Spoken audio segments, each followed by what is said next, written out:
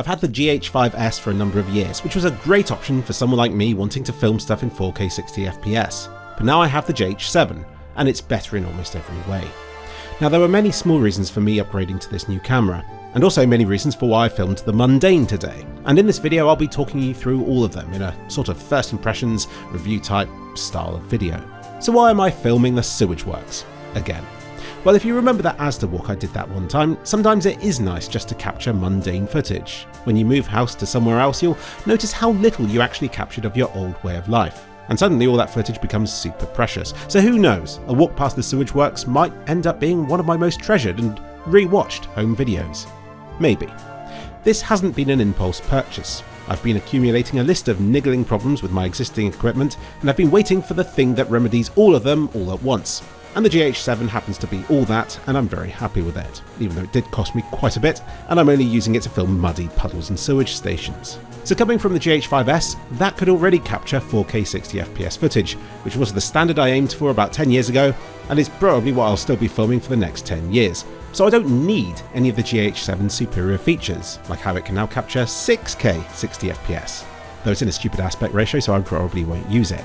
It also captures 4K 120fps, which is cool. I don't think I'll need slow motion footage that much, but it is nice to think that I can capture everything in it just in case. And it seems to support all these new standards in 10-bit colour without any compromise to the resolution or frame rate. Because it was a real hassle to try and enable it in the options menu in those rare occasions where I actually needed it. Also, the GH7 seems to support all these new standards with 10-bit colour without any compromise to the resolution or frame rate. In other words, if you have an HDR screen, then it should say HDR in the resolution setting on YouTube right now, and you'll be able to witness all of this murky sewage water in cutting-edge standards. Now don't get me wrong, I do get HDR, I really do. The idea that you're capturing exact brightness values and can show greater contrast with greater accuracy and don't lose details in the extremities like those sun-caught highlights or dark corners and stuff like that. I love the idea that you're preserving all these little extra details so that as TVs get better, the quality of your older footage will grow alongside them. It's just, it seems my eyes take HDR for granted, and after about 5 seconds I can't tell if something's HDR anymore, unless it kind of hurts when I look at the sky,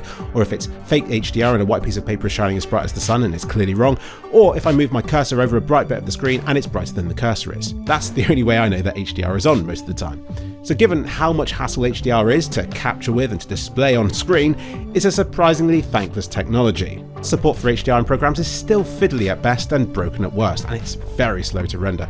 Plus, the only remarks I get about my HDR footage are when it's all wrong because I've had to reconvert it to non-HDR so that my friends and family can actually see it on WhatsApp. So I probably still won't record in HDR as standard, but at least now I have a camera that supports it with no compromises, and I like HDR in theory. Okay, so all these new features do come with a sort of compromise. They require higher bit rates and HEVC file formats to actually work properly. So while I can still use SD cards to record to, the new CFExpress format is highly recommended to ensure it doesn't just stop recording midway through a scene, like some of the dodgier, slower SD cards I had would have done, even though in theory they should have been plenty fast enough.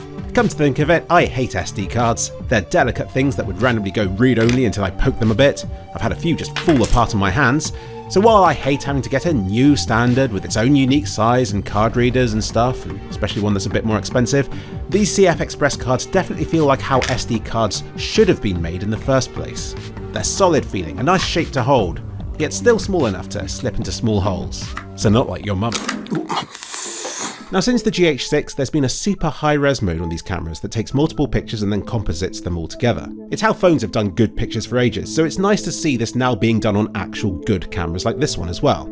Having come from a GH5-S, which is only 10 megapixels, suddenly there's actual point in taking still pictures because they can go up to 100 megapixels on this camera, and it is quite a novelty to be able to zoom in quite a long way and for the image to still look decent. I probably won't use it that much in the future, but I'm having a lot of fun with it right now, and I never thought I'd get so excited about megapixels again, so here we are. There are a few problems with this high resolution mode in this new camera. It disables handheld mode every time I switch to another mode and then back to this one again, which is annoying because I'm taking all these pictures handheld, and if I don't notice it's switched the handheld mode off, then all my images end up looking like this, which is a real shame. And second, the screen goes black before taking all the pictures, so I can't tell if I'm holding it still enough or in the right direction for long enough to allow the camera to successfully piece them all together.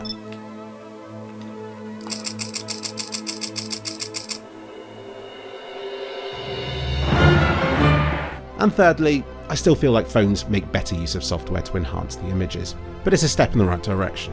Now, my old old 12-35mm lens broke and I replaced it with a 14-140, which sounds much better, but I tell you what, I miss those 2mm a lot more than all the extra zoom I gained. And I never found the field of view with a 14mm lens to be quite wide enough to capture the rooms I was standing in or the buildings I was trying to film in one go. So it's great to be back to a 12mm lens again. I missed it so much. And if I'm honest, no camera's zoom comes close to the incredible zooms my old camcorders used to have. Back when I was using camcorders, there are so many people in the comment section keen to tell me that I needed to move on to proper cameras and lenses, but they don't tell you about all the conveniences and benefits that you're giving up by moving away from camcorders, like how things are always in focus and how easy it is to zoom in and out smoothly and stuff like that.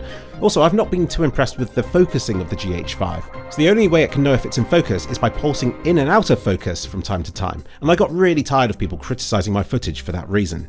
The GH7's focusing is new and improved and doesn't do this pulsing anymore, so that's another great improvement. But probably the biggest improvement I've found with the GH7 is the auto-stabilisation. The GH5-S I came from didn't have stabilisation in the body at all. It did in the lens, but every clip I filmed had noticeable micro judder to it, and it required software stabilisation, which wasted hundreds of hours of my life. And it's one of those things where no one else probably notices it, but I did notice it, and then I couldn't not do something about it. So it was literally wasting my life to stick with that non-stabilised camera. And again, the YouTube comment section would be quick to say, oh, just bring a gimbal with you wherever you go, but it's about as inconvenient as it sounds when you're travelling about a foreign country or simply trying to film something when on the go. The GH7's footage also doesn't suffer from the same second of silence at the start of every video clip. This is something that plagued the GH5 and GH5-S, so it's nice to see it has finally been fixed. In fact, the only way the GH7 is worse than the GH5 is in the feel of the buttons. These new ones feel a lot mushier, whereas the GH5's clicky buttons were very easy to tell when I clicked the buttons, like to start filming or to end the filming, while sometimes with the GH7 I'm not sure where I stand with it, but I'm sure I'll get used to it. So yeah, I filmed today for all manner of reasons and upgraded to the GH7 for all manner of reasons. It always hurts to part with so much money, but the pain is lessened knowing that there are lots of reasons for doing so. Plus, it's given ClicksPhilip this brand new video, so that's nice as well.